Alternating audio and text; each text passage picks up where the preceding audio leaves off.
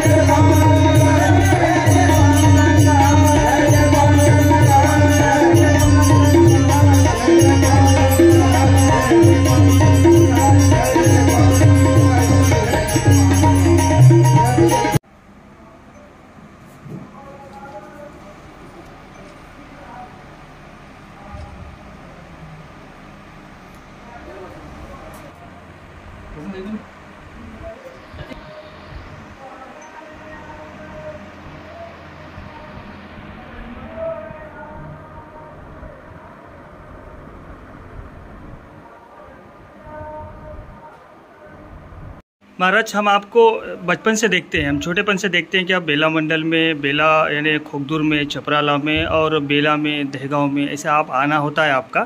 आपका मेन उद्देश्य क्या है? आप जितनी लगन से लोगों को सुधरना चाहिए, समाज सुधरना चाहिए, ये तो हमको संदेश मिलता ही रहता है। लेकिन आपकी इतनी उम्र भी हो गई, फिर भी आप जनता के बीच में रहते हैं, अपने भक्तों के बीच में रहते हैं और उनको पूरी तरह से श्रद्धालु बनाने की कोशिश करते हैं और जीवन किस तरह से जगना है ये आप बार बार आकर समझाते रहते हैं। तो आप इन भक्तों को अभी क्या विचार देंगे और इन भक्तों के साथ आप क्या विचार साझा करेंगे और क्या तोहफा देंगे और उनको क्या समझाएंगे, ये बताएंगे हम आपको। तो आजकल जो प्रचार है साधना है, ये साधना प्राप्त करने की कुछ है, सुख प्राप्ति, पुण्य प्राप्ति, देव प्राप्ति। तो संतों का साहित्य जो है प्राप्ति के लिए नहीं, जीवन सुधार के लिए। प्राप्त होने वाली बाहर वस्तु कोई नहीं है, कौन सी भी नहीं, देव नहीं, मोक्ष नहीं, पुण्य नहीं। अपना जो कर्म है वो सत्कर्म और कुकर्म। तो कुकर्म से जो है जीवन का बिगाड़ हो जाता है, सत्कर्म से सुधार हो जाता है। और सुधार होने के लिए जो आप कर्म करते हैं उससे सुख प्राप्त, सुख शांति प्राप्त होती है। लोगों का कहना है कि हमने जो उपासना किया है, उस साधना की है, तो उस साधना से आपको पुण्य मिलता है, सुख मिलता है, शांति मिलता है। अंधश्रद्धा है। साधना से पुण्य, सुख, शांति नहीं मिलती। पुण्य, सुख, शांति के लिए दिशा मिलती है। इस दिशा से जीवन बिताना चाहिए लोगों ने। तो जीवन बिताना बंद कर देते, हरिनाम लेते, बस हरिनाम लेते, मुझे पुण्य कर दे दो, भगवान दे दो, देव दे दो, सुधा दे दो, पैसा दे दो। ऐसी जो अंधश्रद्धा समाज में जो है, तो उसका मंडन करना ये हमारा उद्देश्य नहीं है। जो नईच है जगत में वो मिलेगी कहाँ से? कोई सी भी साधना से। देव नईच है जगत में, देवी उपाधि है। जैसा हमने जन्म लिया तो मुझे अनंत मार्ग कोई भी कहते नहीं, अब अनंत मार्ग उपाधि हो नहीं क्या?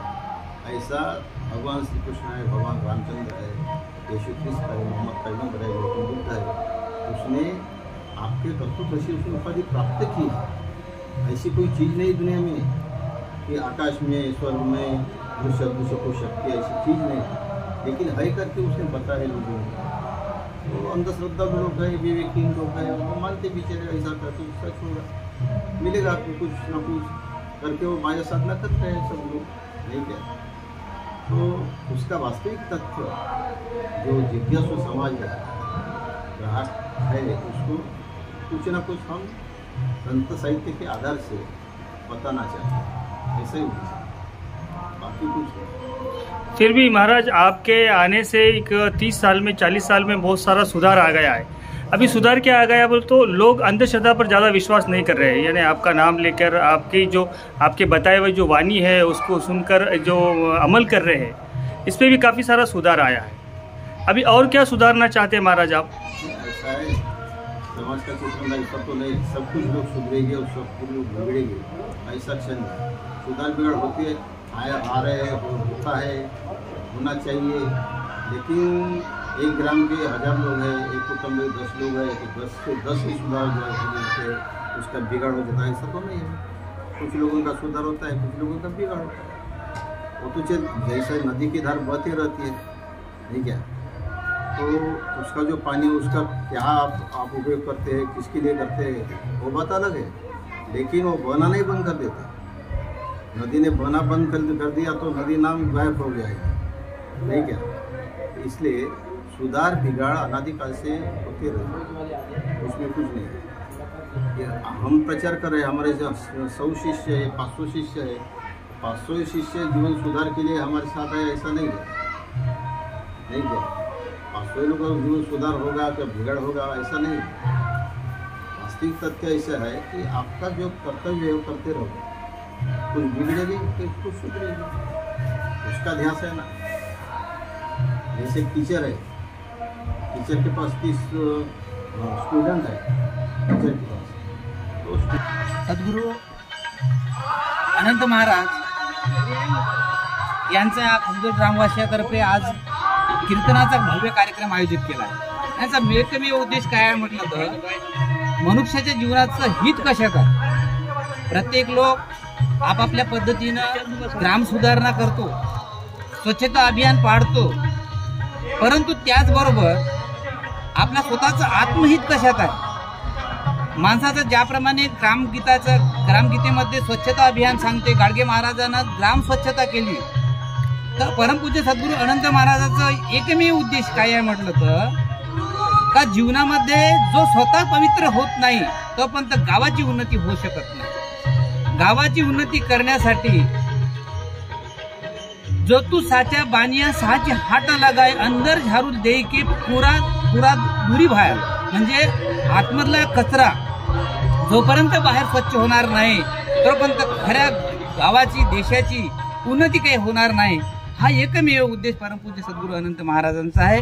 यामध्ये भेदभाव, जातीभेद समूळ नष्ट झाला पाहिजे असा कबीर महाराजांचा उद्देश आहे। त्यांच्यामध्ये ग्रामगीताचार्य वंदनीय राष्ट्रसंत यांचा सुद्धा का नाही अभंग आणि अंधरूढी परंपरा, महिला उन्नती ह्या सर्व गोष्टी सांगत असतात, पण माणसाचं जीवन कशात सार्थकी लागल हा एकमेव उद्देश त्यांच्या प्रवचनातून कीर्तनातून आहे। आणि नवीन मुलांमध्ये जे अंधश्रद्धा भरलेली आहे, कुठंतरी देव आहे, ईश्वर आहे आणि त्या ईश्वरानं काही सर्व केलं तर होते, तर मनुष्य देहामध्ये जो काही तू करशील तेच सर्व काही होते, तर असं या ठिकाणी मनुष्याच्या जीवनामध्ये तू करशील म्हणजे मनुष्य जीवन कशासाठी आहे तर तू मी करू म्हणाल ते होते, करा रे आत्मोन्नती तुकड्या म्हणे, म्हणजे तुला जे काही साध्य करायचं पहिल्या शनिवारी कीर्तनाचा आणि प्रवचनाचा भव्य कार्यक्रम राहते। आणि हा कार्यक्रम निवड अंधश्रद्धेमुळेच नाही, त्यामध्ये साहित्यिक भाषा वापरली जाते आणि प्रत्येक कबीर महाराज, तुकडोजी महाराज, अनंत आपल्या वंदनीय राष्ट्रसंत वंदनीय राष्ट्रसंतांचे, एकनाथाचे, समर्थ रामदास स्वामीचे हर गोष्टीची एक ओवी अशी सांगतात का ते हृदयाला बोचते आणि आपल्या जीवनाचं कल्याण होते। असे खूप ज्ञानाच्या गोष्टी यातून शिकल्यासारखं होते, पण ज्यांना गोडी आहे ते आत्मसात करून आपल्या स्वतःचं जीवनाचं कल्याण करावं हा एकमेव महाराजांचा उद्देश आहे आणि त्यांचा संदेश आहे। ग्रामवासीपर्यंत त्यांचे विचार आपल्यापर्यंत मांडले। धन्यवाद।